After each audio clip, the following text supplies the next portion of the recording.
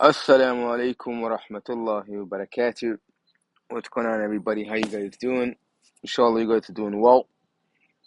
Um, I wanted to make this video because I'm doing a reaction and I'm doing it. I've been kind of busy, so I figured I'd take advantage of being on on YouTube mobile. So yeah, this video is going to be about that new documentary that I saw by Matt Walsh. It is called What is a Woman? And let me first get the positive out. And the positive is that I really enjoyed the documentary. I think it was well done. Of course, there's going to be propaganda, which is normal for these kinds of films and films that are political in nature. Uh, but that aside, I do think that there are a lot of key points. And I think that one thing that Matt Walsh did was he did very well is that he highlighted the inconsistency of the left and the extreme left of society and how they actually decide what is right and what is wrong. And through the course of the documentary, you can see by just basic questions that he's asking. And of course, the more important one, or the most important one in the documentary was, what is a woman? And many people on the left failed to properly define what a woman is. And I think in of itself, it is a very problematic thing where you cannot define the very thing that you're trying to advocate for or trying to have other people accept, right? So I think number one, that was very interesting to see. But I think the other part, and which majority of the documentary dealt with, was the effect that this type of political maneuvering has on children. It seems to me that Matt was very focused in this particular documentary on the effects of the transgender identities and the discussion upon children and the things that they are being exposed to. And it's very interesting to see how a lot of these people responded in how they justified giving certain hormonal drugs. They also, in terms of how they defined what gender is, what sex is, how young and how early to teach children these things. And I think he really made it a focus about, uh, you know, parental rights and protecting children. And I think that part of the documentary was done pretty well. Uh, and I think that that was probably the main focus point of the documentary. I think that that was what he was going for because it becomes hard to argue against that point. But I think that there are some other elements here that I think we should probably focus on. And of course, let me just have this disclaimer here that I am going to be approaching this as a practicing Muslim male and my views on the documentary based on that. So, like I mentioned earlier, the two good things were that, he definitely asked the right questions. And number two was that he really did focus on the effects on children, which was very important. But I think as a Muslim male, there is an issue.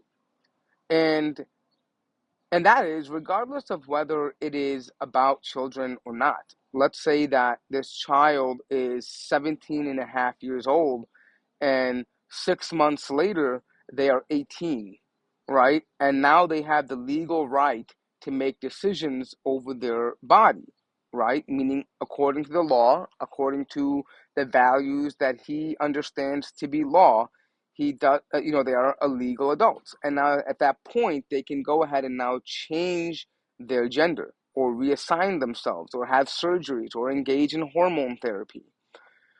I think the bigger question is, how does Matt Walsh feel about that?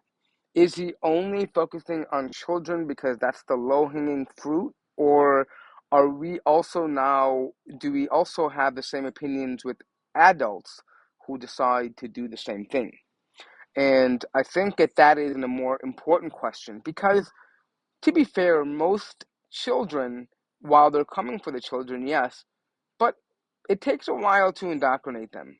It takes a while to process and to brainwash and to, to change their mindset. More than likely, when they get into their teenage years and possibly adult life, is when they begin to really understand and begin to make decisions that are going to be generally considered life impacting, right? And so what happens when they're 18?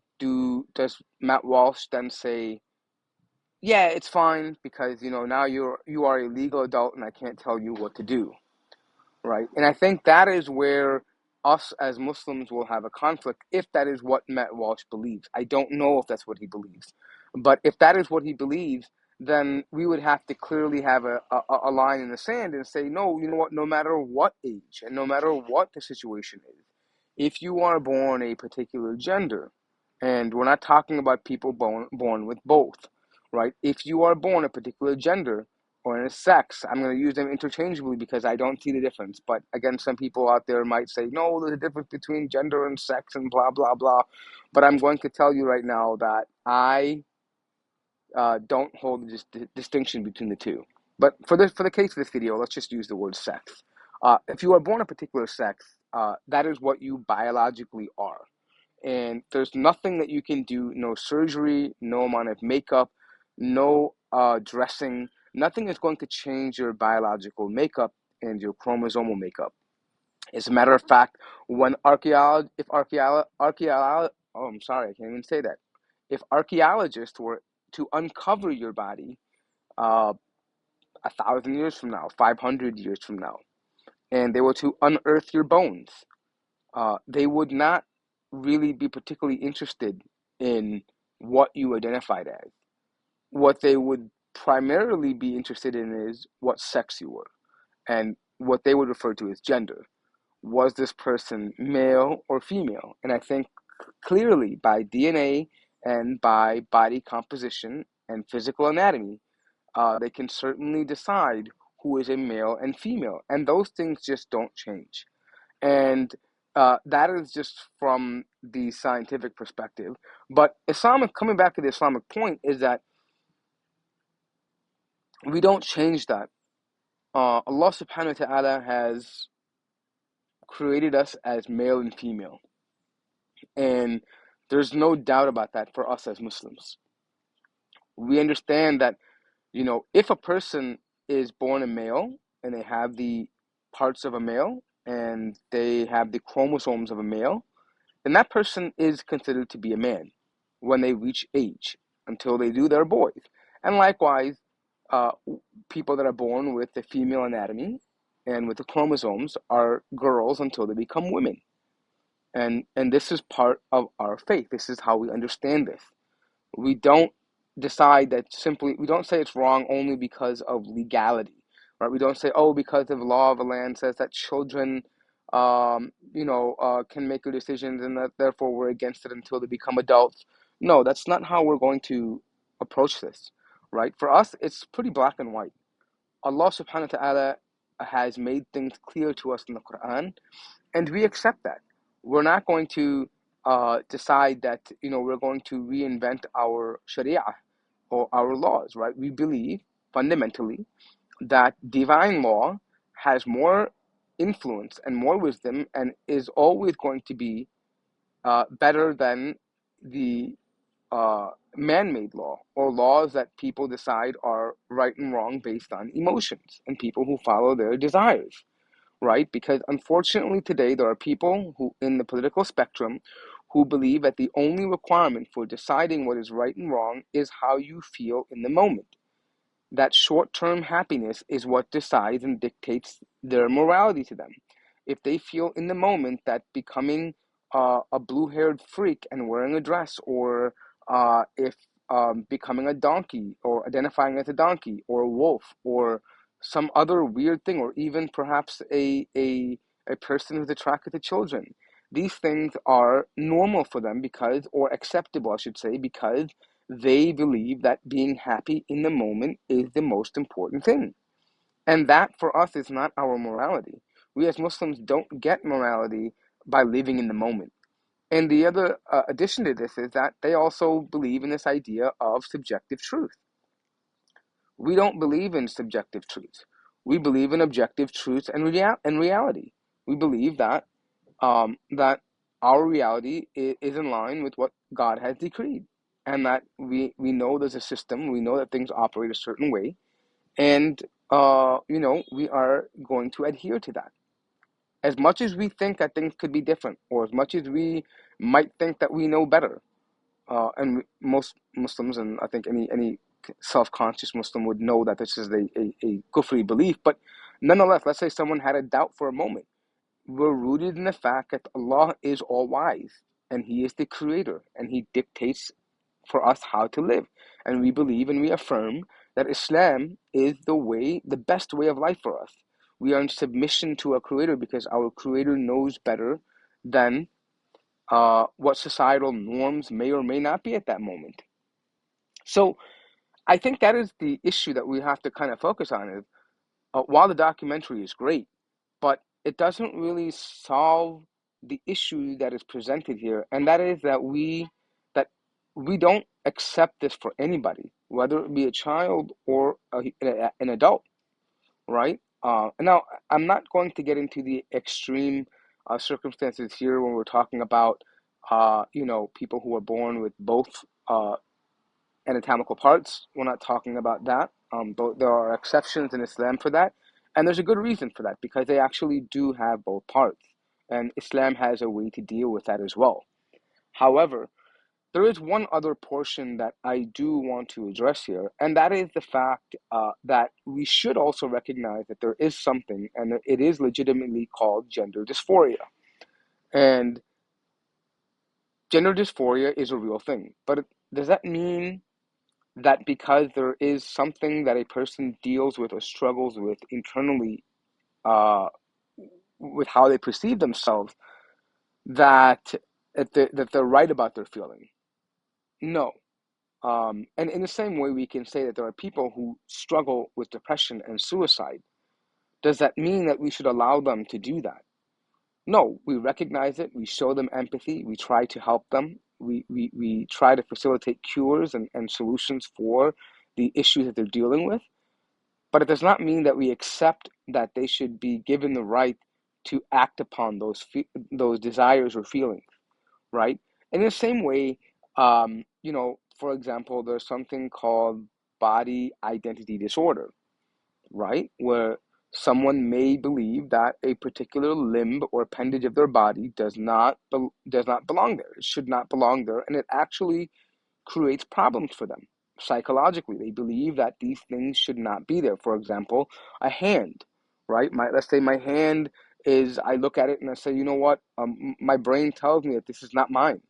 This should not be here. I cannot deal with it. It's distracting me every day. I cannot work.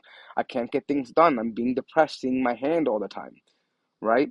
We don't say to that person now, fine, because you've been dealing with this issue for so long, we're going to allow you to remove your hand, right? We don't allow that because it is harmful to the individual.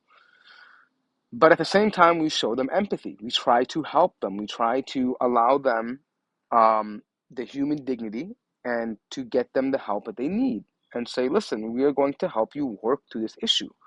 This is very normal for human beings to have both hands. There's purpose for it. There is usefulness for it. And it is ultimately going to harm you if you do this, right? It's not the right solution to the problem that you're having, although you may feel that it is, but practically speaking, it is not. And I think that when we have that same conversation in relation to people who do suffer from gender dysphoria, the conversation is politically charged. and they pull you in every which direction in order to shame you into feeling a particular way.